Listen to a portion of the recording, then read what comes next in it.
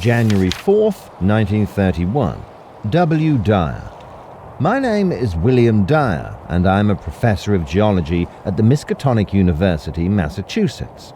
Our mission in the Antarctic is to conduct several geological surveys and, soil properties permitting, archaeological digs on parts of the continent that haven't been explored by previous expeditions.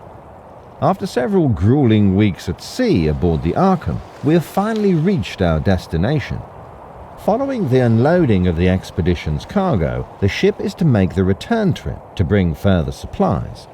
Aside from the usual reports on our surveys, I will keep a diary and instruct several key members of the team to do the same. Antarctica is, for all intents and purposes, a new scientific frontier, and I want to preserve even the minutest of details for posterity in case our expedition fails under unforeseen circumstances. January the 10th, 1931. W. Dyer. We erected a rudimentary shack for the team with the supplies we brought. It should prove a better shelter than the number of tents we had to spend the last 6 nights in if we intend to stay for as long as we have planned, which is several weeks. The Arkham is scheduled to return in 14 days with supplies. January the 12th, 1931. W. Dyer. While we studied what lies within the cave, Mr. Gedney was able to erect the drilling apparatus and promptly excavated several fossils, mostly things like seaweeds and trilobites. These discoveries align with the strata they were found in, but they are of course exciting nonetheless. What is remarkable, though, is an enormous fossil that Mr. Gedney was able to unearth. It seems to be the imprint of a gigantic, hitherto unknown species of 5-sided starfish.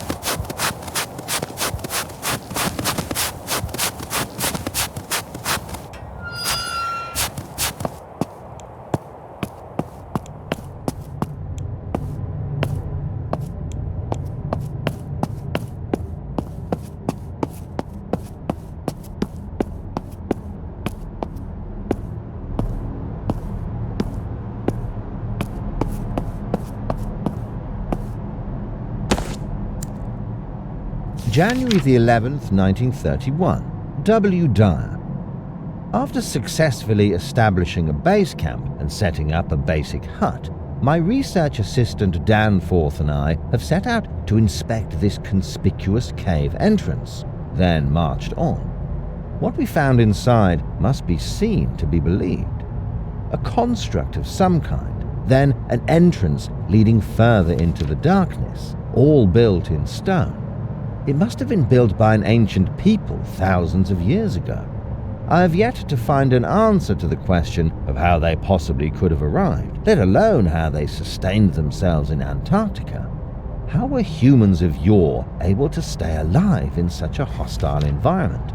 not to mention to erect such an imposing structure. January the 13th, 1931. W. Dyer. After examining the structure further, we surmised that it must be far more ancient than we initially believed. The open entrance features what appears to be a door-like mechanism, but there does not seem to be any obvious way of operating it. There is a 5-sided hole at the center of the platform, about 10 inches wide, which suggests that something is missing, an object which can be inserted into it. January the 16th, 1931. W. Dyer. We've found a strange object embedded in the ice, not far from the entrance. It's a 5-sided cylinder, primarily made of stone with a star-shaped top. It has metal trimmings, a gemstone embedded in its top side, and its 5 sides are marked with strange symbols. This newly discovered object fits the hole of the pedestal in front of the door perfectly, but inserting it doesn't seem to have any effect. I can only speculate, but I assume it functions like a key to open the door should it close.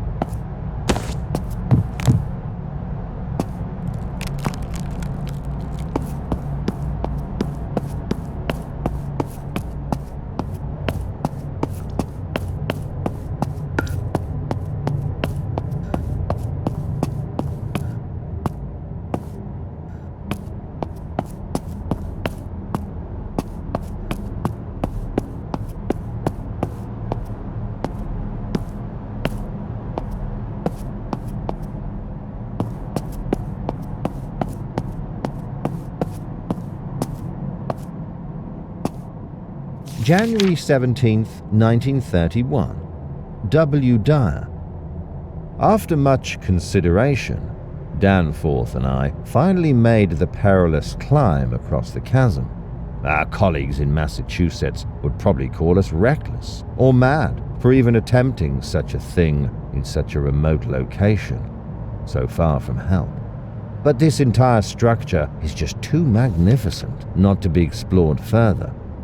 Danforth and I finally admitted to each other what we individually already had in our minds. This structure is likely not of human origin.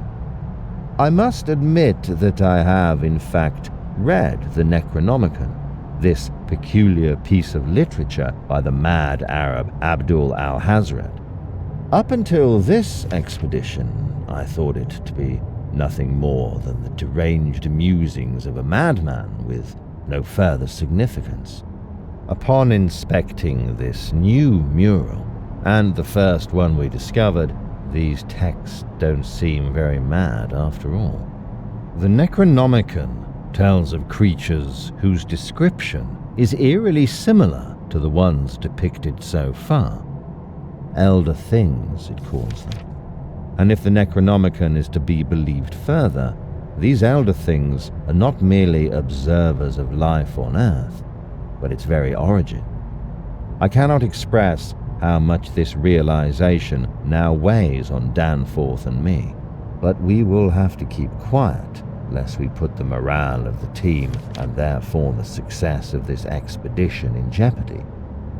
The mural at hand, and the corresponding passages of the Necronomicon, tells of the arrival of this ancient species when Earth was but a barren rock. They seemed to be able to traverse the vastness of space using their wings. After their planet of origin was somehow destroyed or faced some other kind of calamity that must have made it uninhabitable.